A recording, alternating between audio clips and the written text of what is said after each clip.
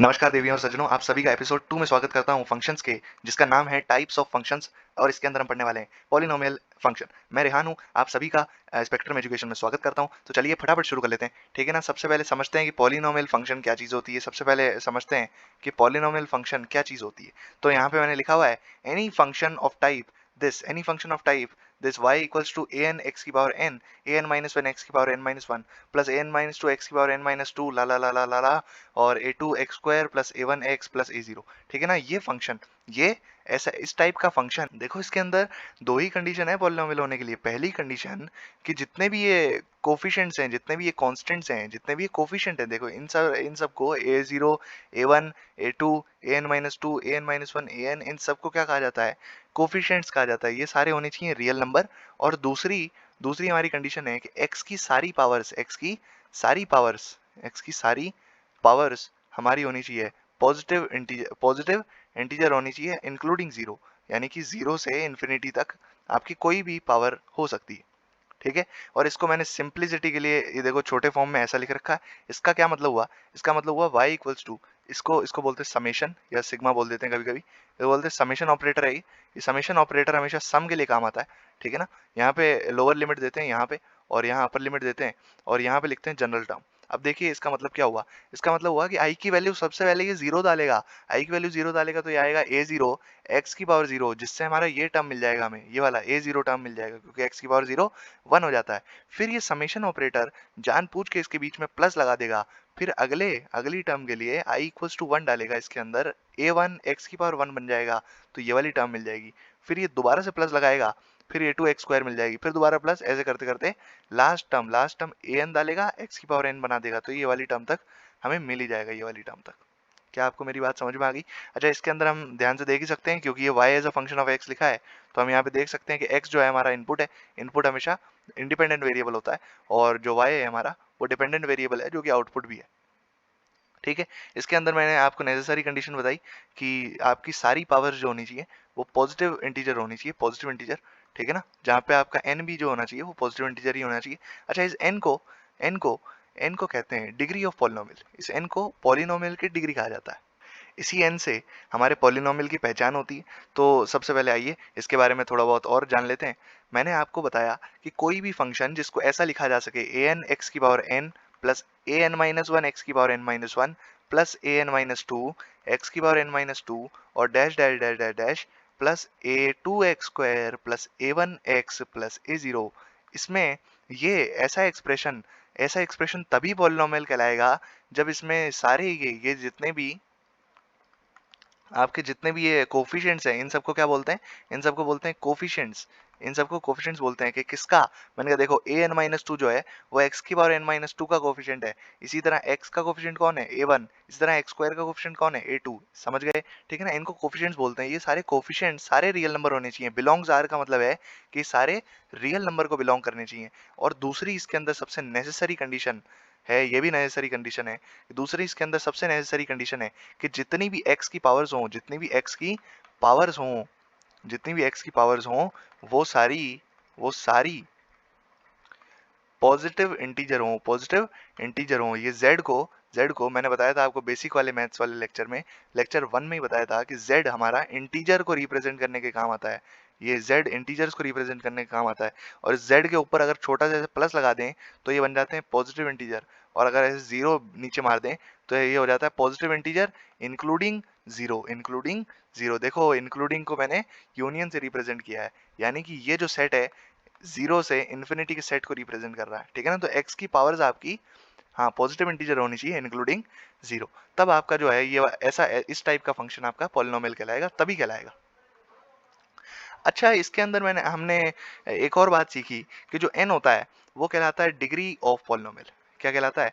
Degree of polynomial कहलाता है। इसी से पॉलिनोमियल की पहचान होती है। यानी कि मैं अगर इस पॉलिनोमियल को पढ़ूंगा तो ऐसे पढ़ूंगा, this is a polynomial, y is a polynomial of degree degree n, polynomial of degree n। और ऐसे ही बता देते हैं, कभी कभी ऐसे भी बोल देते हैं पॉलिनोमियल इन x। किस में? पॉलिनोमियल x में, है ना, पॉलिनोमियल इन x। तो हमने ही समझ लिया कि इस पॉलिनोमियल को ऐसे बोला जाता है कि y as a polynomial of degree n, y is a polynomial of degree n in x, ठीक है ना। मान लिया ये बोला मैंने m square plus 2m plus 1 equals to 0, तो मैं कहूंगा कि ये क्वाड्रेटिक फंक्शन है, क्वाड्रेटिक इक्वेशन है, क्वाड्रेटिक इन m। मैं अभी आपको बताऊंगा कि अगर डिग्री 1 होती है तो इसको लीनियर पॉलिनोमियल बोलते हैं, अगर डिग्री 2 होती है तो इसको क्वाड्रेटिक बोलते हैं, डिग्री 3 होती है इसको हाँ क्यूबिक बोलते हैं। समझे? अभी बताऊंगा। इसके बाद एक और बात हमें ये सीखनी है कि जो हमारा ये फंक्शन है ए एन एक्स की power n plus a n minus one x की पावर एन माइनस वन और जो भी है मतलब ये टोटल, इसके अंदर ये जो चीज़ है, ये जो कोफिशिएंट है, ये पूरे फंक्शन को लीड कर रहा है, क्योंकि सारा फंक्शन इसके पीछे है, ये सबसे आगे भैया, ठीक है ना। तो ये कोफिशिएंट एक स्पेशल नाम से कहलाता है लीडिंग कोफिशिएंट, लीडिंग कोफिशिएंट। और बहुत इंपॉर्टेंट चीज है, क्योंकि इस पे हमारा ग्राफ का नेचर डिपेंड करता है, ग्राफ नेचर डिपेंड्स। वो तो चलो बाद की बात है कि कैसे करता है, पर आपको ये चीज़ पता होनी चाहिए कि इसके अंदर जो n होती है, ये n आपके डिग्री कहलाती है पॉलिनोमियल की, और जो an होता है ये आपका कहलाता है लीडिंग कोफिशिएंट। ये आपका क्या कहलाता है? Leading coefficient. और इस लीडिंग कोफिशिएंट को कभी कभी इक्वेशंस के अंदर a से भी रिप्रेजेंट किया जाता है, सिंपल a से, ठीक है ना, सिंपल a से रिप्रेजेंट किया जाता है। अब मैं आपको ये बताना चाहता हूँ कि अगर डिग्री 1 होती है तो इस पॉलिनोमियल को लीनियर पॉलिनोमियल बोलते हैं, लीनियर पॉलिनोमियल। ध्यान से देखिए, अगर डिग्री 1 बन जाएगी तो ये पूरा पॉलिनोमियल ऐसा बन जाएगा a1x प्लस a0। क्यों?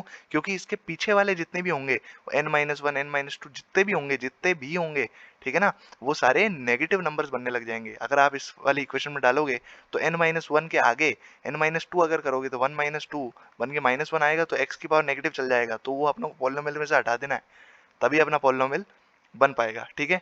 इसी तरह n=2 हुआ तो ये आपका क्वाड्रेटिक पॉलिनोमियल बन जाएगा, इसको बोलते हैं क्वाड्रेटिक पॉलिनोमियल।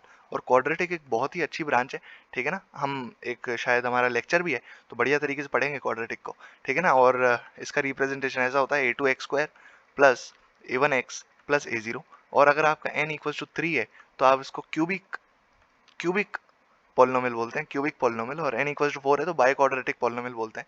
चलो वो तो बाद की बात है, ठीक है। अभी हमने ये सब चीज़ें सीखी, अब हम थोड़े से रिमार्क्स लिख लेते हैं इसके अंदर, जिससे मजा आ जाएगा बिल्कुल, ठीक है ना। तो चलिए फटाफट रिमार्क लिख लेते हैं। ध्यान से देखिए, तो पहला रिमार्क है कि domain of any polynomial is R. ध्यान से देखो, तो मैंने क्या आपको बताया कि y=टू ए एन एक्स की power n plus a n minus one x की पावर n-1 प्लस ये a1x प्लस a0 तक के पॉलिनोमियल कहलाते हैं, ठीक है ना। जहां पर जो है ये कोई भी x की पावर नेगेटिव नहीं हो सकती।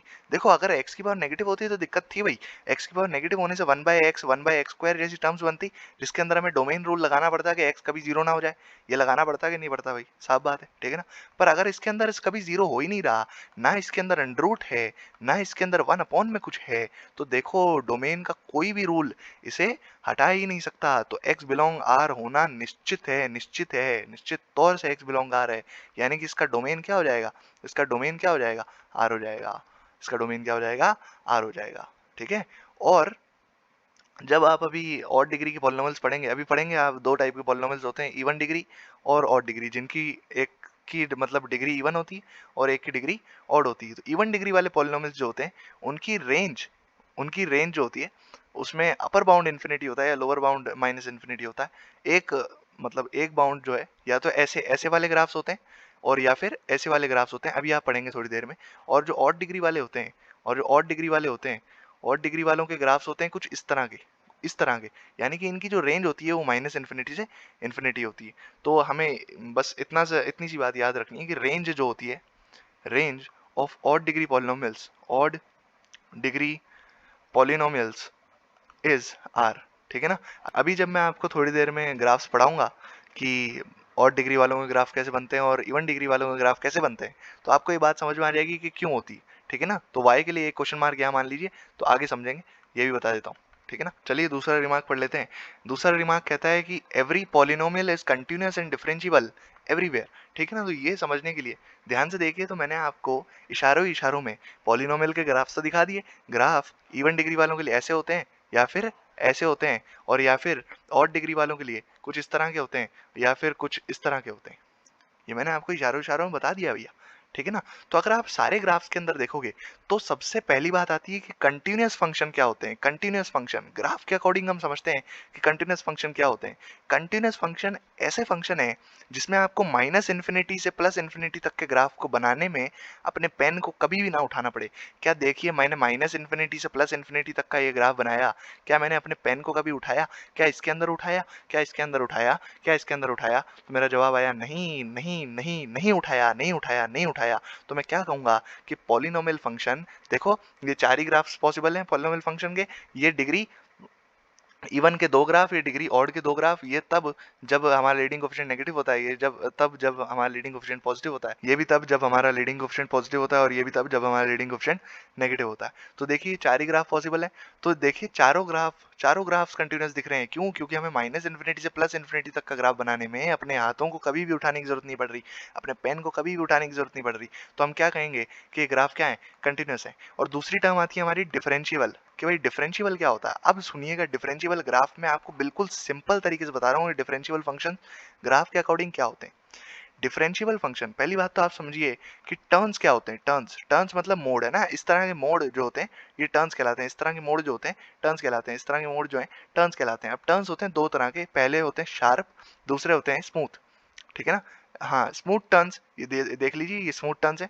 ये स्मूथ टर्न है कि नहीं, है ना। एकदम से टर्न नहीं हुए, पर इस तरह के टर्न जिसमें आपके, देखो आपको अगर मॉड्यूलस फंक्शन का ग्राफ याद होगा तो मैंने आपको बताया था कि ऐसा ग्राफ होता है। ऐसे ग्राफ में आपको ये भी बताया था कि ये टर्न जो होता है ये शार्प टर्न होता है। ये शार्प टर्न होता है, ध्यान से देखिए, ये शार्प टर्न होता है, ठीक है ना। इसके अंदर से एकदम से आपने टर्न मारा, एकदम से टर्न मारा, पर इसके अंदर देखिए स्मूथ टर्न है। देखो आराम से आप गए, आराम से टर्न लिया, आराम से टर्न लिया, आराम से टर्न लिया, ठीक है ना। तो जिस भी फंक्शन में अगर एक भी शार्प टर्न आ जाता है तो वो नॉन डिफरेंशिएबल हो जाता है उस जगह पे जहाँ पे शार्प टर्न आया।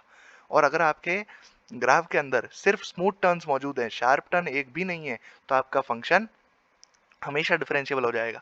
तो क्या आप ये ग्राफ को देख सकते हैं कि इसके अंदर एक भी शार्प टर्न नहीं है, सारे स्मूथ टर्न्स हैं, तो हम कहेंगे कि ये डिफरेंशिएबल फंक्शंस भी हैं। क्या आपको इतनी बात समझ में आ गई? तो चलिए थर्ड रिमार्क भी पढ़ लेते हैं। थर्ड रिमार्क हमारा कहता है graphs of every polynomials are smooth curves. ये तो आपको मैंने बता ही दिया है कि भाई ऐसे ऐसे, ठीक है ना, या फिर इस तरह के ग्राफ्स होते हैं, ठीक है ना। मैं आपको बता ही दिया स्मूथ कर्व्स होते हैं। और चौथा है हमारा कि सॉल्यूशंस ऑफ पॉलिनोमियल इक्वेशंस। अच्छा, अब समझते हैं कि पॉलिनोमियल इक्वेशन क्या होती है। भैया पॉलिनोमियल फंक्शन तो सर ने आपने पढ़ाया, पॉलिनोमियल इक्वेशन नहीं पढ़ा है। मैंने कहा पॉलिनोमियल इक्वेशन बड़ी सिंपल है। मैंने आपको बताया था इस तरह से लिख सकते हैं किसी भी पॉलिनोमियल फंक्शन को, इस तरह से किसी भी पॉलिनोमियल फंक्शन को रिप्रेजेंट किया जा सकता है। तो मैंने कहा कि अगर आपने मेरा इक्वेशन इन इक्वेशन वाला लेक्चर देखा है तो आपको पता होगा कि इक्वेशन क्या होता है, इक्वेटिंग एनीथिंग टू जीरो। अगर इसको मैं जीरो के इक्वल रख दूंगा तो ये एक्सप्रेशन मेरा क्या कहलाएगा, ये मेरा इक्वेशन कहलाएगा। और कौन सी इक्वेशन, कि भाई जिस तरह के फंक्शन है उसी तरह की इक्वेशन होगी। यानी कि अगर ये पॉलिनोमियल फंक्शन है तो ये पॉलिनोमियल इक्वेशन होगी। क्या मेरी बात को समझ गए आप? तो अगर आप ध्यान से सोचो थोड़ा सा, तो क्या ऐसी x की वैल्यूज पॉसिबल हैं जो इस इक्वेशन को सेटिस्फाई कर दे। इस इक्वेशन को सेटिस्फाई करने का मतलब है कि इसके अंदर वो x की वैल्यू डालो और सच में जीरो आ जाए। मैंने कहा हाँ, ऐसी बिल्कुल पॉसिबल है। क्यों? देखो एक एग्जांपल के तौर पे समझते हैं। एग्जांपल है, मान लिया मेरा x square minus two x plus one equals to zero. ध्यान से देखोगे एक्स इक्वल्स टू वन जब मैं जिंदगी में रखता हूँ इसमें, तो ये आता है one square minus two into one और plus one equals to zero. Equals to zero नहीं लिखूंगा, सिर्फ मैं ये इस एक्सप्रेशन की वैल्यू कैलकुलेट करना चाहता हूँ। तो ये one minus two plus one, ये जीरो आ गया। देखो ये जीरो आ गया, देखो ये जीरो आ गया। तो क्या मेरी एक्स की ऐसी वैल्यूज पॉसिबल हैं जिनको डालने से बना सकता है? मैंने कहा हाँ पॉसिबल है। तो फिर अगर ये खास वैल्यूज हैं, तो हमें इनको नाम भी देना चाहिए। तो इनको नाम भैया दे रखा है लोगों ने, आपको देने की जरूरत ही नहीं है। आपके लिए तो काम ही नहीं बढ़ा रहे हम, इनको लोगों ने नाम बिल्कुल दे रखा है। इनको कहते हैं रूट्स, इनको कहते हैं रूट्स ऑफ पॉलिनोमियल इक्वेशन। जिस भी पॉलिनोमियल इक्वेशन को सेटिस्फाई करेगा उसका ये रूट बन जाएगा, या फिर इसका दूसरा नाम है सॉल्यूशंस ऑफ पॉलिनोमियल इक्वेशन, या फिर इसका दूसरा नाम है zeros zeros of polynomial equation.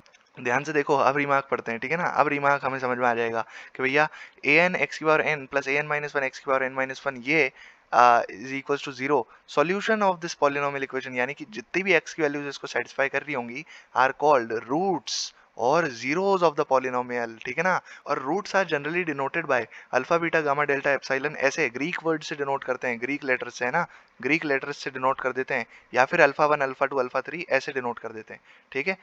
अच्छा, सबसे इंपॉर्टेंट रिमार्क तो रह गया, देखो ये सबसे इंपॉर्टेंट रिमार्क है कि जितनी जिसकी डिग्री उतने उसके रूट्स, उतने उसके रूट्स। और ब्रैकेट में मैंने लिख रखा है ये R E plus I am, ये क्या है भाई साहब, मैंने कहा ये real plus imaginary, real plus imaginary, यानी कि रूट्स आपके रियल भी हो सकते हैं, रूट्स आपके इमेजनरी भी हो सकते हैं। और रियल रूट्स आप हमेशा याद रखो, रियल रूट्स एक्स एक्सिस पर लाई करते हैं, रियल रूट्स कहाँ पे लाई करते हैं, एक्स एक्सिस पे। तो देखिए मैं आपको एक एग्जांपल समझाता हूँ। मान लिया ये आपका एक फंक्शन है, ये आपका एक फंक्शन है, और ये ठीक है, ऐसा कोई फंक्शन है, ठीक है ना। तो इसके अगर आपसे पूछ ले कि रियल रूट्स कितने हैं, इससे आपके पूछ ले कि रियल रूट्स कितने हैं, तो आप बता दोगे देखो 1 2 और 3, 3 बार एक्स एक्सिस को कट किया, ये एक्स एक्सिस है, मैं वैसे बता दूं आपको, एक्स एक्सिस को 3 बार कट किया तो इसका कह दोगे 3 रियल रूट्स हैं, बहुत ही आसान, ठीक है ना। और टोटल नंबर ऑफ रूट्स जितने भी होंगे, जितनी डिग्री होगी उतने टोटल नंबर ऑफ रूट्स होंगे, जितने डिग्री होगी उतने टोटल नंबर ऑफ रूट्स होंगे। उसके अंदर से अगर रियल रूट्स माइनस करूंगा तो मेरे पास इमेजिनरी रूट्स भी आ जाएंगे, नंबर ऑफ इमेजिनरी रूट्स। समझ गए मेरी बात को, ठीक है। अब थोड़ा सा आगे पढ़ लेते हैं, ग्राफ व्राफ बनाना सीख लेते हैं थोड़ा सा। तो देखिए सबसे हम शुरू कर रहे हैं, टेंग टेंग, बिल्कुल ग्राफिंग पॉलिनोमियल्स, ठीक है ना। हाँ, सबसे पहला जो फैक्टर होता है ग्राफ करने के लिए वो हमें पता होना चाहिए कि नंबर ऑफ टर्न्स। मैंने आपको बताया कि इसके अंदर स्मूथ टर्न्स आते हैं, तो पता तो होने चाहिए भैया कितने टर्न्स आएंगे, ठीक है ना। तो टर्न्स होते हैं हमेशा डिग्री -1, टर्न्स होते हैं हमेशा डिग्री -1, इससे आप हमेशा हमारे टर्न्स निकाल सकते हो। यानी कि आपको मान लिया डिग्री दे दी, डिग्री आपको दे दी, तो मान लिया 4, तो आपके टर्न्स कितने आ जाएंगे, टर्न्स आ जाएंगे आपके 3, ठीक है ना। हाँ, मैं आपको देखो एग्जांपल देता हूँ, अगर टर्न 3 है तो आपका ग्राफ या तो 1 2 3 ऐसा हो सकता है, या फिर आपका ग्राफ 1 2 3 ऐसा हो सकता है, ठीक है ना। अच्छा, आपको बता भी दिया ये कब होगा, ये कब होगा, जब आपका लीडिंग कोएफिशिएंट नेगेटिव होगा, और ये कब होगा, जब आपका लीडिंग कोएफिशिएंट पॉजिटिव होगा। अगला फैक्टर यही है, अभी समझा रहा हूँ, ठीक है ना। और जब आपका मान लिया डिग्री 3 है तो टर्न्स कितने हो जाएंगे, टर्न्स आपके हो जाएंगे 2, डिग्री -1, ठीक है ना, टर्न्स आपके हो जाएंगे 2। तो देखो 2 टर्न में 1 2, या तो ऐसा ग्राफ बनेगा, या फिर 1 2 ऐसा ग्राफ बनेगा। ये कब होता है, जब लीडिंग कोएफिशिएंट पॉजिटिव हो, ये कब होता है, जब लीडिंग कोएफिशिएंट नेगेटिव हो। अभी देखते हैं, अभी देखते हैं, अभी देखते हैं। तो अगला फैक्टर यही है, डेंग ट्रैंग, लीडिंग कोएफिशिएंट, लीडिंग कोएफिशिएंट, ठीक है ना, लीडिंग कोएफिशिएंट ए। अगर देख लो, मैंने आपको बता दिया कि मान लिया डिग्री आपकी इवन है, डिग्री आपकी इवन है, तो आपके ऑड टर्न्स होंगे, ठीक है ना, इवन -1 ऑड होता है ना, हाँ। डिग्री आपकी इवन है तो ऑड टर्न्स होंगे, यानी कि आपका ग्राफ इस तरह का बनता है। देखो अभी हमने n = 4 के लिए देखा था, n = 4 के लिए ऐसा और ऐसा ग्राफ था, और n = 3 के लिए कुछ ऐसा या फिर ऐसा ग्राफ था, ठीक है ना। ये हमने देखा ही था ना, अभी अभी देखा, ठीक है, इस तरह के ग्राफ है। तो देखो सबसे पहले हम n = इवन की बात करते हैं। अगर इवन डिग्री है, इवन डिग्री के लिए क्या करें, इवन डिग्री के लिए आप पता करो कि मुंह किस तरफ खुल रहा है। ध्यान से देखो, इसका मुंह कहाँ है, इसका मुंह ऊपर की तरफ खुल रहा है, क्यों, देखो ये देखो मुंह नहीं है क्या इसका, ये मुंह ऊपर की तरफ नहीं खुल रहा है, मुंह ऊपर की तरफ नहीं खुल रहा, ये मुंह इसका जो है ऊपर की तरफ खुल रहा है। अगर मुंह ऊपर की तरफ खुल रहा है तो लीडिंग कोएफिशिएंट पॉजिटिव होगा, अगर मुंह नीचे की तरफ खुल रहा है तो लीडिंग कोएफिशिएंट नेगेटिव होगा। या फिर इसका उल्टा कह दूं, अगर लीडिंग कोएफिशिएंट पॉजिटिव होगा तो मुंह ऊपर की तरफ खुलेगा, और अगर लीडिंग कोएफिशिएंट नेगेटिव होगा तो मुंह नीचे की तरफ खुलेगा। बीच में जितने भी टर्न्स आने हैं वो आ जाएंगे, वो आप चिंता मत करो। टर्न्स तो आप जो है डिग्री -1 से निकालोगे, पर आपका मुंह जो है वो कौन तय करेगा, ये लीडिंग कोएफिशिएंट तय करेगा। फिर हम देखते हैं कि अगर n आपका ऑड हो तो क्या सीन होगा। तो ध्यान से देखिए, n आपका ऑड जब होता है तब आपके दो केस बन सकते हैं, या तो ऐसा या फिर ऐसा। ये किसके लिए था, n = 3 के लिए था। ध्यान से देखिए, ये ग्राफ पॉजिटिव की तरफ बढ़ रहा है तो इसके अंदर a पॉजिटिव होना चाहिए, और ये ग्राफ अगर नेगेटिव की तरफ बढ़ रहा है तो ये इसके अंदर a नेगेटिव होना चाहिए। या फिर उल्टा लिखें, उल्टा उल्टा कैसे लिखें कि भैया अगर n ऑड है और अगर a पॉजिटिव है तो आपका ग्राफ हमेशा जो भी होगा, जितने भी टर्न्स यहाँ पे होंगे, टर्न्स छोड़ो ना आप, तो आपका ग्राफ हमेशा पॉजिटिव की तरफ बढ़ेगा। a पॉजिटिव तो पॉजिटिव की तरफ, अगर n अगर ऑड है और आपका a नेगेटिव है तो आपका ग्राफ नेगेटिव की तरफ बढ़ेगा। टर्न्स छोड़ो आप, यहाँ टर्न्स किससे निकालेंगे, टर्न्स हमेशा डिग्री -1 से निकालेंगे। पर आपका ये ग्राफ अगर a नेगेटिव है तो ग्राफ कहाँ अप्रोच करेगा, नेगेटिव की तरफ अप्रोच करेगा। क्या आपको मेरी बात ये समझ में आ गई, ठीक है, मैंने कहा बिल्कुल आ गई। अगली चीज समझते हैं कि रूट्स। हाँ, रूट्स का सबसे अच्छा फैक्टर है, देखो real roots always lies on x axis, यानी कि जितने भी रियल रूट्स होंगे वो हमेशा एक्स एक्सिस पे लाई करेंगे। और इमेजिनरी रूट्स कहाँ पे, हवा में, कहाँ पे, हवा में, और दिखाने का नहीं, दिखाने का नहीं, बिल्कुल नहीं, ठीक है ना। हवा में है तो है, अब दिखाने की जरूरत नहीं है। जबकि हमारे जो रियल रूट्स होते हैं उनको दिखाने की जरूरत होती है, क्योंकि वो एक्स एक्सिस पर होते हैं। एक्स एक्सिस हमें दिखती है, मैंने कहा हाँ दिखती है, तो रूट्स भी दिखने चाहिए। क्या आपको मेरी बात समझ में आ गई? मैंने कहा हाँ। अब देखो सिंगल रूट कब होता है? सिंगल रूट कब होता है? जब आपका जो ग्राफ होता है वो cutting the x axis, cutting the x axis, ठीक है ना। अगर एक्स एक्सिस को कट करेगा कोई ग्राफ, मान लिया ये एक्स एक्सिस है हमारी, और इस तरह से मान लिया कोई ग्राफ है ये कट कर रहा है, इस तरह से मान लिया कोई ग्राफ है कट कर रहा है, देखो यहाँ पे कट किया, यहाँ पे कट किया, अच्छा यहाँ कट नहीं किया, यहाँ क्या किया, यहाँ टच किया, यहाँ क्या किया, टच किया, और यहाँ पे भी कट किया। ध्यान से देखो, तीन जगह कट कर रहा है, जहां तीन जगह कट करेगा वहां सिंगल सिंगल रूट आएंगे, यानी कि एक रूट ये रहा, एक रूट ये रहा, और एक रूट ये रहा, यानी कि देखो 1 + 1 + 1 कितने, 3, 3 रियल रूट्स, रियल रूट्स तो 3 है, ठीक है ना। पर 3 ही नहीं है, देखो ये तो आप भूल ही गए, ये भी तो एक्स एक्सिस को टच कर रहा है। हाँ, टच करने पे आप याद रखिएगा, टच करने पर रिपीटेड रूट्स होते हैं, 2 टाइम्स में टच होगा, 2 टाइम्स में क्या होगा, टच होगा। यानी कि अगर टच हो रहा है यहाँ पे, कहीं भी टच हो रहा है, तो यहाँ पे कितने रूट्स आएंगे, एक नहीं आगे दो रूट आएगा, सिंगल रूट नहीं आगे डबल रूट आएंगे, सेम रूट। ये क्या होंगे, इक्वल रूट्स होंगे, क्या होंगे, इक्वल रूट्स होंगे, इक्वल रूट्स होंगे, सेम रूट होगा बिल्कुल, x इक्वल्स टू अल्फा और x इक्वल्स टू अल्फा, दो रूट होंगे पर सेम रूट होंगे, ठीक है ना। तो इसके अंदर दो और ऐड हो गए, तो 5 टोटल, इसके 5 रियल रूट्स हो गए। पर देखो 5 अगर रियल रूट हैं तो इसके अंदर टोटल रूट्स कितने हैं, टोटल रूट्स कैसे निकालते हैं, सबसे पहले टर्न्स गिन लो, देखो 1 turn, 2 turn, 3 turn, 4 turn, 4 turn है, तो 4 + 1 हमारा डिग्री होनी चाहिए, क्योंकि हमारा जो टर्न्स होता है वो डिग्री -1 होता है, तो डिग्री हमारी टर्न्स +1 होनी चाहिए, यानी कि 5 हमारी डिग्री होनी चाहिए। जितने डिग्री होती है उतने ही रूट्स होते हैं, यानी कि जितनी डिग्री उतने रूट्स, यानी कि 5 टोटल रूट्स होने चाहिए। इसके अंदर से 5 तो रियल हैं, तो 0 इमेजिनरी होंगे, पक्की बात, ये इमेजिनरी रूट्स के नंबर है, ठीक है ना। एक और ऐसा एग्जांपल देख लेते हैं, ध्यान से देखिए, मैं एक और एग्जांपल आपको दिखा रहा हूँ। ये देखो, ये एक एग्जांपल है, ठीक है ना। इसके अंदर ये एक्स एक्सिस है, आपको पता करना है कि कितने रियल रूट हैं और कितने इमेजिनरी रूट हैं। सबसे पहले तो टोटल नंबर ऑफ रूट गिनने के लिए टर्न्स गिन लेते हैं। पहला 1 टर्न, 2 टर्न और 3 टर्न, तो 3 टर्न, 3 टर्न है, तो 3 क्या है, हमारी टर्न्स 3 है, तो हमारा जो टर्न्स होता है वो n+1, सॉरी n-1 होता है, तो n जो हो जाएगा हमारा टर्न्स +1 हो जाएगा, यानी कि डिग्री आ जाएगी हमारी 4, 4 डिग्री, तो 4 रूट्स, 4 रूट्स होने चाहिए, टोटल रूट्स 4 होने चाहिए। अब देखो एक्स एक्सिस को जितनी बार कट करेगा उतने रियल रूट हो जाएंगे, यानी कि हमारे रियल रूट कितने हैं, दो रियल रूट हैं, दो रियल रूट्स। अगर दो रियल रूट हैं तो दो क्या होने चाहिए, फिर इमेजिनरी होनी चाहिए। देखो हवा में दिख नहीं रहे ना, दिख नहीं रहे ना, हाँ हवा में रूट्स हैं, ठीक है ना।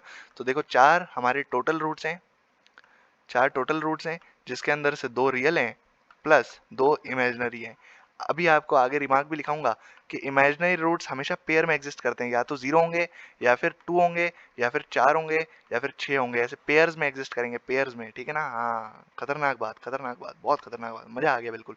चलिए आगे बढ़ते हैं और हम सीखते हैं रिपीटेड रूट्स का कंसेप्ट क्या होता है। तो आपको एक तो बता ही चुके हैं कि 2 टाइम्स रूट कब होते हैं, कि भाई जब आपका ग्राफ एक्स एक्सिस को टच करता है, जब आपका ग्राफ एक्स एक्सिस को टच करता है, ठीक है ना, तब आपके कितने रूट्स आ जाते हैं उस जगह पे, उस जगह पे आपके दो रूट्स आ जाते हैं। जिस भी जगह पे आपका ग्राफ एक्स एक्सिस को टच करके निकलेगा उस जगह पे आपके कितने रूट्स आ जाएंगे, दो रूट्स आ जाएंगे, और इक्वल रूट्स आ जाएंगे, दो रूट्स, इक्वल रूट्स, यानी कि सेम सेम दो रूट है ना। मान लिया x इक्वल्स टू 2 पे टच कर रहा है, तो कोई पूछेगा आपसे कि ये इसके भाई कितने रूट्स होने चाहिए, मैं कहूंगा 2, 2, ये दो बार सेम रूट है ना, दो बार सेम रूट, क्योंकि ये रिपीटेड रूट की कंडीशन है, ये इससे रिपीटेड रूट की कंडीशन है ये। समझ गए मेरी बात को, हाँ समझ गए भाई। अच्छा, रिपीटेड रूट्स में ही सबसे इंपॉर्टेंट कंसेप्ट तो ये रहा, सबसे इंपॉर्टेंट कंसेप्ट होता है 3 टाइम्स रिपीटेड रूट्स का। 3 टाइम्स रिपीटेड रूट्स है ना, 3 टाइम्स कब रिपीट होते हैं रूट्स, मैं हमने अभी तक जो समझा वो ये समझा कि मान लिया कि कोई ग्राफ है, वो अगर एक्स एक्सिस को ऐसे कट करके निकल रहा है तो यहाँ पे एक ही रूट होगा, और अगर ये टच करके निकल रहा है तो हमने यहाँ पे देखा कि दो रूट होंगे। पर 3 रूट किस कंडीशन में होगा, तो 3 रूट सुनिएगा, 3 रूट के लिए हमें इंपॉर्टेंट होता है पॉइंट ऑफ इन्फ्लेक्शन, यानी कि जिस पॉइंट पर पॉइंट ऑफ इन्फ्लेक्शन आ जाएगा उस पॉइंट पर 3 रूट आ जाएंगे। अब पॉइंट ऑफ इन्फ्लेक्शन क्या होता है भाई साहब, यहाँ पे गोल हो जाओगे, यहाँ पे गोल हो जाओगे, देखना पॉइंट ऑफ इन्फ्लेक्शन क्या होता है। पॉइंट ऑफ इन्फ्लेक्शन एक ऐसा पॉइंट होता है जहां पे आपके ग्राफ की कॉन्केविटी चेंज हो जाती है। अरे भाई साहब मजे ले रहे हो क्या, मजे ले रहे हो क्या, हैं सर मजे ले रहे हो क्या, कॉन्केविटी, पॉइंट ऑफ इन्फ्लेक्शन, पता नहीं क्या क्या बोल रहे हो। मैंने कहा अरे समझ रहे हो, समझा रहा हूँ भाई, थोड़ा ठंड रखो।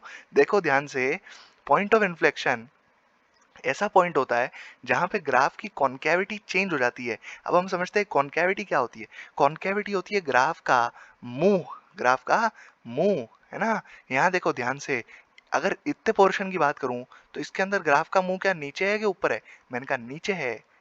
इस ग्राफ का मुंह कहाँ है? नीचे। तो इसकी क्या है? Concavity down. इसकी क्या है? Concavity down.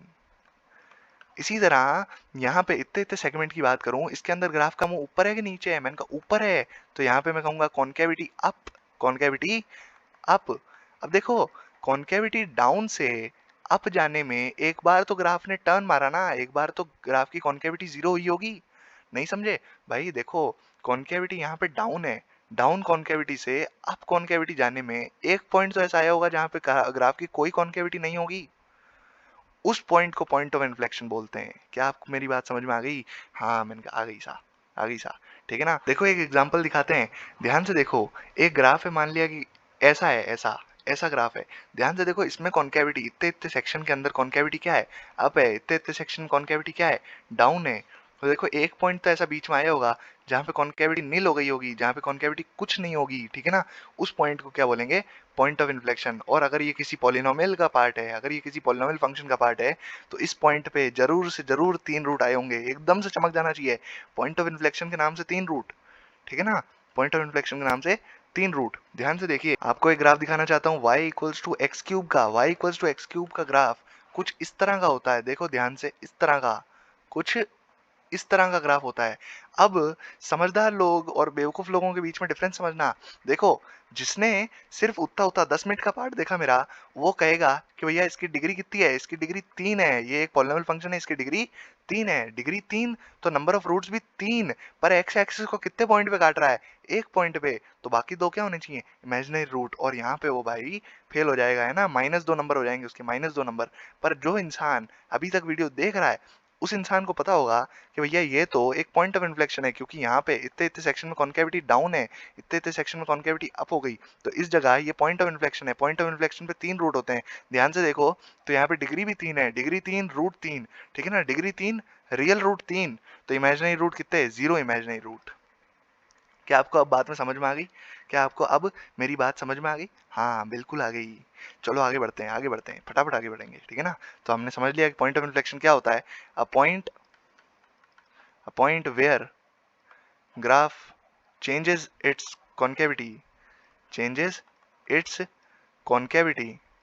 मतलब कॉन्केविटी अप है तो कॉन्केविटी डाउन हो जानी चाहिए, डाउन है तो अप हो जानी चाहिए। Concavity is known as point of inflection. और पॉइंट ऑफ इन्फ्लेक्शन में कितने रूट्स होते हैं? 3 रूट्स, हमेशा याद रखना। चलिए आगे बढ़ते हैं। रूट्स ऑफ पॉलिनोमियल, हाँ इस बारे में चर्चा करते हैं भैया। रूट्स का अलजेब्रा, रूट्स का अलजेब्रा, मजा आ जाएगा भाई साहब, मजा आ जाएगा। ठीक है ना। मान लिया कि ये एक पॉलिनोमियल फंक्शन है, इस पॉलिनोमियल फंक्शन की डिग्री n है। ध्यान से देखो, इसकी मैक्सिमम जो पावर है वो डिग्री n है। तो इस पॉलिनोमियल है ये ऑफ डिग्री n। मैंने कहा कि अगर इसकी डिग्री n है तो इसके रूट्स भी, नंबर ऑफ रूट्स भी n होने चाहिए, नंबर ऑफ रूट्स भी n होने चाहिए। अगर n रूट्स हैं तो रियल प्लस इमेजिनरी मैं मान लेता हूं कि alpha 1 plus alpha 2 alpha n तक है, अल्फा n तक है। ठीक है ना। तो इसके अंदर चीजें होती है sum of roots, double sum of root, triple sum of root. अब समझते हैं वो चीज होती क्या है। ध्यान से, सबसे पहले हम वापस से एक पॉलिनोमियल अपना, हमारा पूरा पॉलिनोमियल दोबारा से लिख लेते हैं।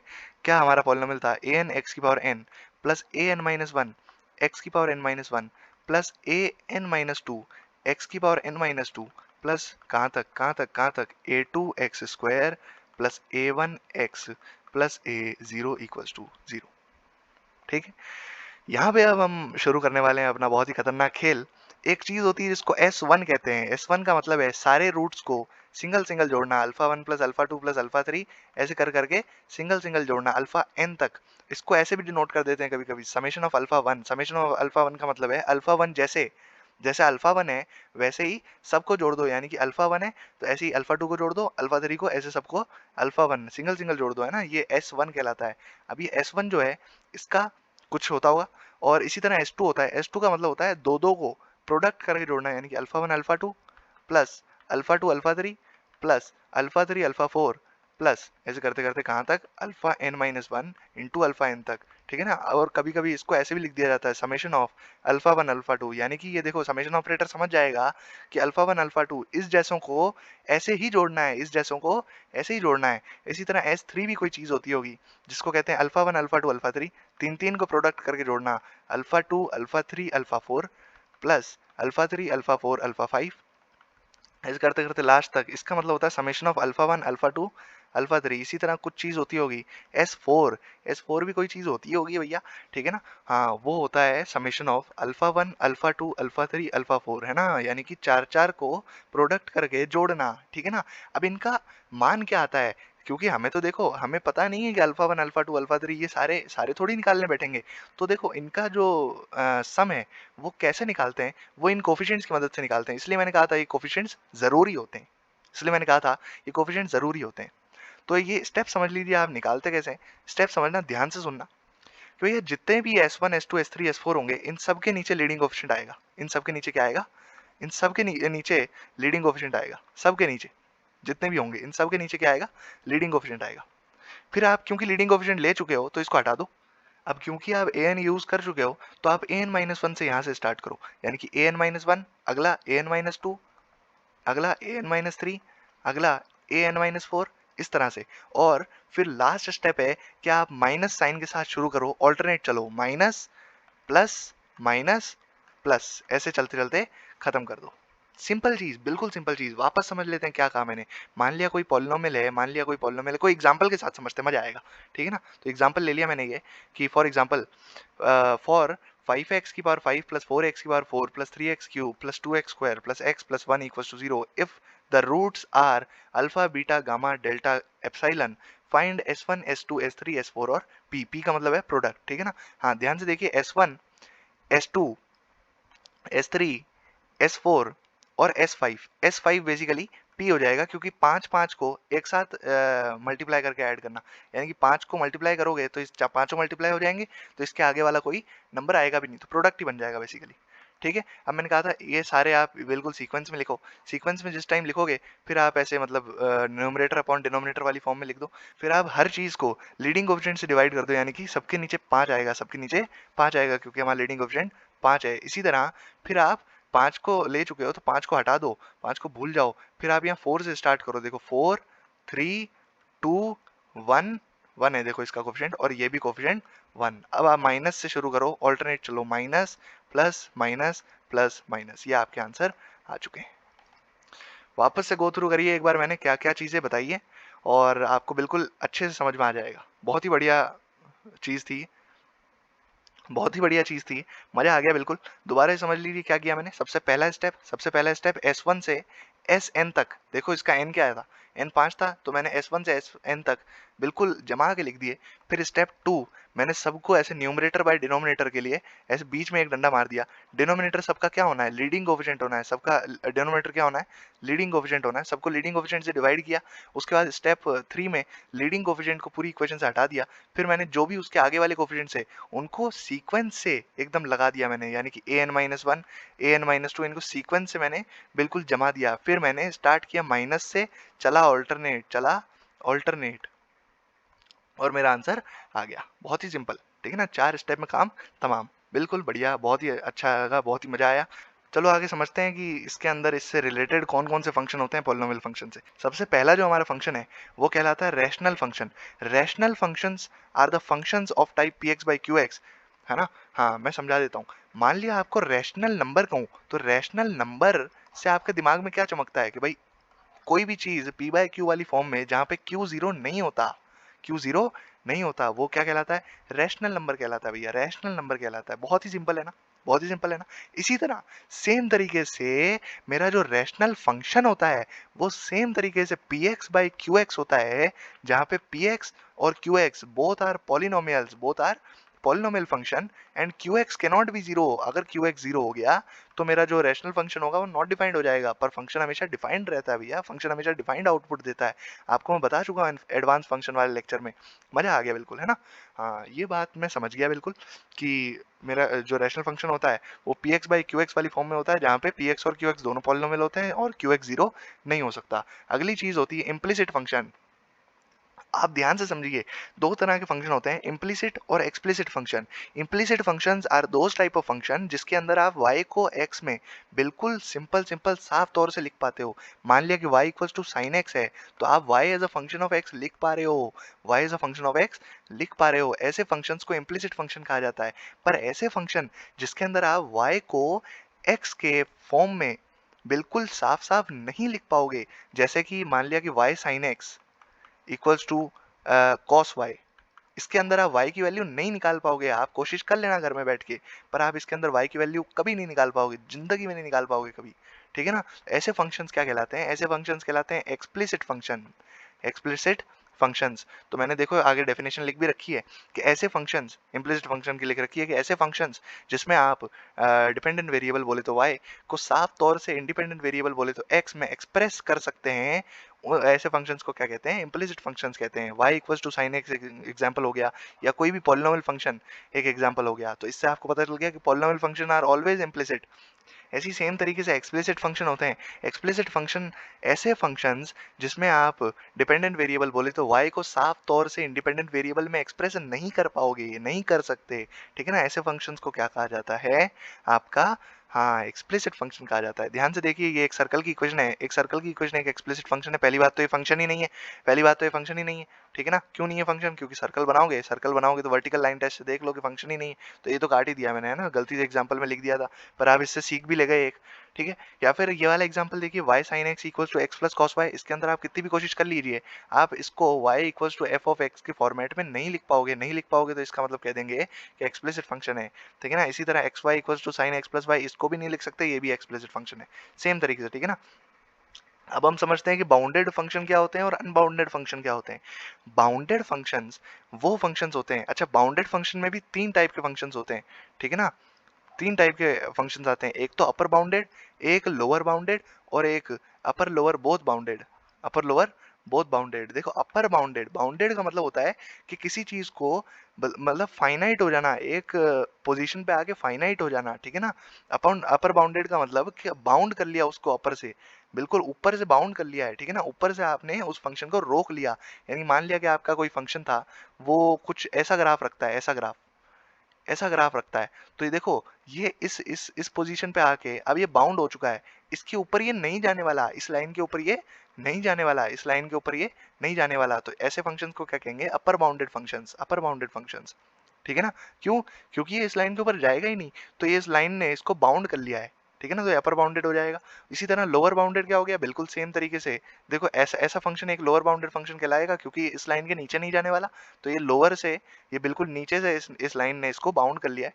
तो ये वाले फंक्शन क्या कहलाएंगे? Lower bounded. और अपर लोअर बोथ बाउंडेड, इसका मतलब मान लिया कि ऐसा फंक्शन है कोई, मान लिया कोई ऐसा फंक्शन है, देखो ये अपर से भी बाउंडेड है और ये लोअर से भी बाउंडेड है, ना ये इसके नीचे जाने वाला है ना ये इसके ऊपर जाने वाला है। ठीक है? पर अनबाउंडेड फंक्शन क्या होते हैं कि जो बाउंडेड ही नहीं होते, ना ऊपर से ना नीचे से। ठीक है? और अनबाउंडेड फंक्शन की खास बात यह है कि अनबाउंडेड फंक्शन बिल्कुल माइनस इन्फिनिटी से स्टार्ट होते हैं, प्लस इन्फिनिटी तक पहुंचते हैं। माइनस इन्फिनिटी से अपनी वैल्यू को स्टार्ट करते हैं, प्लस इन्फिनिटी तक वैल्यू को पहुंचते हैं। यानी कि इनकी रेंज तो साफ तौर से लिखी जा सकती है। रेंज क्या होती है? y की वैल्यूज, रेंज इनकी साफ तौर से लिखी जा सकती है, माइनस इन्फिनिटी से प्लस इन्फिनिटी, बोले तो r, बोले तो r। ठीक है ना? और देखो, अपर बाउंडेड फंक्शन की भी आप रेंज लिख सकते हो। अपर बाउंडेड फंक्शन की भी रेंज लिखनी बड़ी सिंपल है। अपर बाउंडेड का मतलब ये होता है ना, ये ऐसा फंक्शन, ऐसा फंक्शन अपर बाउंडेड कहलाता है। तो देखो, माइनस इन्फिनिटी इसकी लोअर लिमिट और अपर लिमिट इसकी ये वाली लाइन, अपर लिमिट इसकी ये वाली लाइन, y इक्वल्स टू सी। तो मैं कह दूंगा कि माइनस इन्फिनिटी से c तक की इसकी रेंज हो गई, पर c को कभी टच नहीं कर रहा, c को कभी टच नहीं कर रहा है। ठीक है? तो ये अपर बाउंडेड फंक्शंस के लिए हो गया, और लोअर बाउंडेड फंक्शंस के लिए भी सेम तरीके से हो जाएगा। लोअर बाउंडेड फंक्शन मान लिया कि ऐसा कोई है और ये y इक्वल्स टू कोई c लाइन है। देखो, ये y इक्वल्स टू सी इसकी मिनिमम, जो y मिनिमम हो गया, और y मैक्सिमम इसका क्या हो गया? इन्फिनिटी हो गया। तो इसकी रेंज क्या आ जाएगी? इसकी रेंज आ जाएगी, रेंज इसकी आ जाएगी भैया सी से इन्फिनिटी। सी को टच नहीं कर रहा, इन्फिनिटी को कभी टच नहीं कर सकता। ठीक है ना? ऐसा कुछ हो गया। और ध्यान से देखो तो भाई, बोथ बाउंडेड वाला तो और भी सिंपल है। बोथ बाउंडेड का मतलब, मान लिया कि ऐसा ऐसा कोई फंक्शन है, ये यहाँ नीचे से बाउंड है y equals to c one line पर, और ये ऊपर से बाउंड है y equals to c two line पर। तो मैं कह दूंगा कि C1 से C2 तक की इसकी रेंज है, पर C1 को भी टच नहीं कर रहा, C2 को भी टच नहीं कर रहा। तो ये देखो, ये रेंज निकालने का मैंने बेसिकली फंक्शंस बताएं कि चार तरह के फंक्शंस होते हैं ऐसे, और ऐसे ऐसे रेंज निकाली जा सकती है। इसी के साथ हम ये चीज़ समझ सकते हैं कि क्योंकि हमने ऑड पॉलिनोमियल सब पढ़ लिए हैं, ऑड डिग्री वाले पॉलिनोमियल्स हमने पढ़ लिए हैं, तो आप देखो अगर n इक्वल्स टू 3 हुआ, किसी अगर पॉलिनोमियल फंक्शन का n इक्वल्स टू 3 हुआ, तो मैं क्या कहूँगा, कितने टर्न्स होंगे उसमें, टर्न्स 2 होंगे ना, 2 टर्न्स बोले तो ऐसा बनेगा या फिर ऐसा बनेगा। अब ऐसा कब बनेगा, जब a पॉजिटिव होगा, a पॉजिटिव होगा तो प्लस पे अप्रोच करेगा और a नेगेटिव होगा तो माइनस पे अप्रोच करेगा। ध्यान से देखो तो ये ना ही ऊपर से बाउंडेड है ना ही नीचे से बाउंडेड है, ये ऊपर भी प्लस इन्फिनिटी को अप्रोच कर रहा है, नीचे भी प्लस इन्फिनिटी से निकल के आ रहा है, यानी कि इसकी रेंज क्या हो जाएगी, रेंज क्या हो जाएगी, रियल नंबर्स। रेंज क्या हो जाएगी, माइनस इन्फिनिटी से plus infinity, all real numbers. इसलिए मैंने आपको ये चीज़ शुरुआत में ही बता दी थी कि ऑड पॉलिनोमियल्स की जो रेंज होती है वो हमेशा क्या होती है, रियल नंबर्स होती है। ठीक है, और जो आपकी इवन पॉलिनोमियल्स होंगे, जो आपकी इवन पॉलिनोमियल्स होंगे, इवन पॉलिनोमियल्स ध्यान से देखो, इवन पॉलिनोमियल्स और भी सिंपल हैं। इवन पॉलिनोमियल्स की खास बात यह है कि भाई उनके ग्राफ या तो ऐसा होता है और या फिर ऐसा ऐसा ऐसा कुछ होता है।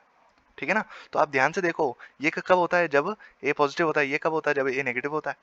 ध्यान से देखो तो ये लोअरली बाउंडेड है, ये देखो इसके नीचे नहीं जा रहा ग्राफ, तो ये लोअर बाउंडेड है, ये लोअर बाउंडेड है, लोअर बाउंडेड फंक्शन, और ये अपर बाउंडेड फंक्शन है, अपर बाउंडेड फंक्शन। तो इसकी रेंज तो आराम से लिख सकते हैं। अगर मैंने ये मिनिमम पॉइंट निकाल लिया, अगर मैंने मिनिमम पॉइंट निकाल लिया, तो मिनिमम पॉइंट निकालना बहुत ही आसान होता है, पता है कैसे, मिनिमम पॉइंट निकलता है मिनिमा मैक्सिमा से, मिनिमा मैक्सिमा से। ये हमारा एओडी का चैप्टर है, एओडी एक हमारी कैलकुलस के अंदर ब्रांच है एओडी, और उसका चैप्टर है ये, बहुत ही मजा आएगा, बहुत ही मजा आएगा। ठीक है ना, तो मिनिमा से ये निकल जाता है मिनिमम पॉइंट, और हमें वाई मैक्सिमम पता है इन्फिनिटी, क्योंकि इन्फिनिटी को अप्रोच कर रहा है ना भैया, तो अपर बाउंडेड नहीं है, लोअर बाउंडेड है सिर्फ। तो हम आराम से इसकी रेंज लिख सकते हैं कि भैया ये वाई मिनिमम से, मान लिया ये वाई मिनिमम हम निकाल लिया, तो ये वाई मिनिमम से इन्फिनिटी तक की इसकी रेंज हो जाएगी, वाई मिनिमम से, और वाई मिनिमम को टच कर रहा है, वाई मिनिमम को अचीव कर रहा है। ठीक है ना, और इसके लिए भी सिंपल से हो जाएगा कि भाई माइनस इन्फिनिटी इसकी लोअर लिमिट और अपर लिमिट इसकी अपर बाउंड। ठीक है ना, इसके लिए भी रेंज आराम से निकाली जा सकती है। तो ये तो खैर बात हो गई कि हमने पॉलिनोमियल्स के बारे में बातें की, पॉलिनोमियल्स के बारे में बहुत कुछ चीज़ें देखी। तो फटाफट 1 मिनट में समझ लेते हैं कि आज हमने क्या क्या पढ़ा। हमने ये पढ़ा कि पॉलिनोमियल फंक्शन ऐसे फंक्शंस को कहते हैं जो कि y equals to an x की power n plus an minus one x की power n minus one plus ऐसे करते करते a2x square plus a1x plus a0, इस फॉर्मेट में जो फंक्शंस लिखे जाते हैं, जिसके अंदर दो कंडीशन होती हैं। पहली वाली कौन सी, कि भाई जितने भी ये कोफिशिएंट्स होते हैं, इन सारे कॉन्स्टेंट्स को कोफिशिएंट्स बोलते हैं, ये जितने भी कोफिशिएंट्स होते हैं सारे रियल नंबर होने चाहिए। और दूसरी कंडीशन ये होती है कि जितनी भी x की पावर्स होती हैं, जितनी भी x की पावर्स होती हैं वो क्या होनी चाहिए, आपकी पॉजिटिव इंटीजर होनी चाहिए, इंक्लूडिंग जीरो, बोले तो होल नंबर होनी चाहिए। ठीक है ना, ये आपका अगर कंडीशंस फुलफिल हो जाती हैं तो आपका ये जो फंक्शन है ये आपका पॉलिनोमियल फंक्शन कहलाता है।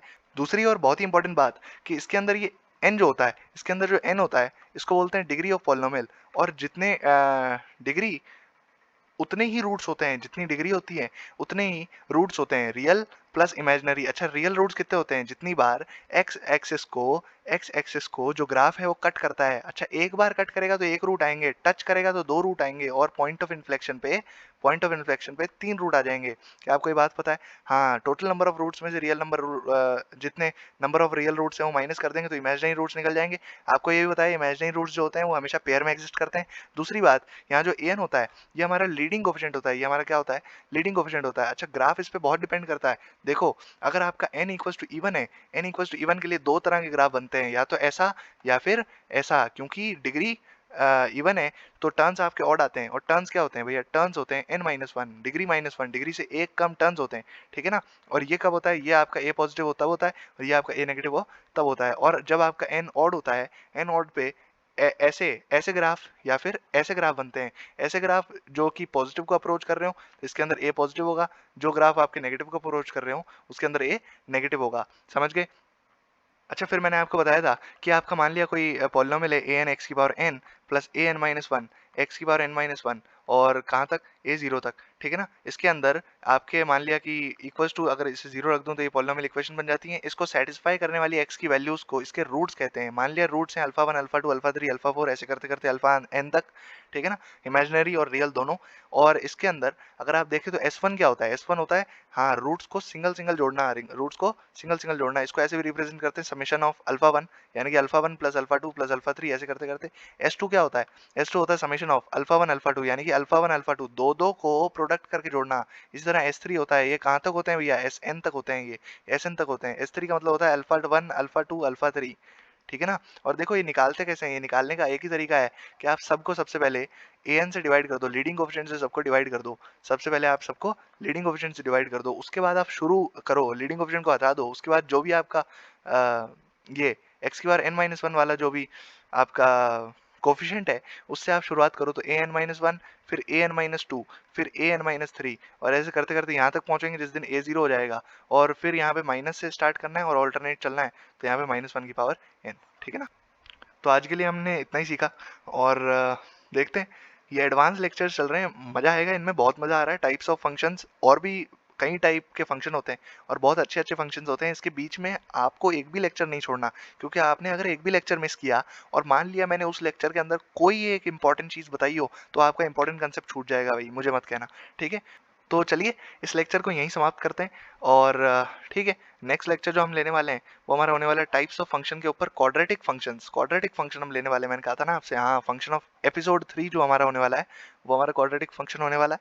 तो तब तक के लिए हंसते रहिए, मुस्कुराते रहिए और देखते रहिए स्पेक्ट्रम एजुकेशन चैनल। छोटी सी दुनिया है, जाएंगे कहाँ, फिर यहीं मिलेंगे। और आप जो भी आपके डाउट्स नोट्स वगैरह के लिए आप हमारा टेलीग्राम ग्रुप ज्वाइन कर लीजिए, उस पर आपको रेगुलर अपडेट्स भी मिलती रहेंगी, और या फिर आप हमें मेल कर सकते हैं अगर आप टेलीग्राम नहीं चलाते तो, ठीक है। मिलते हैं, बाय बाय।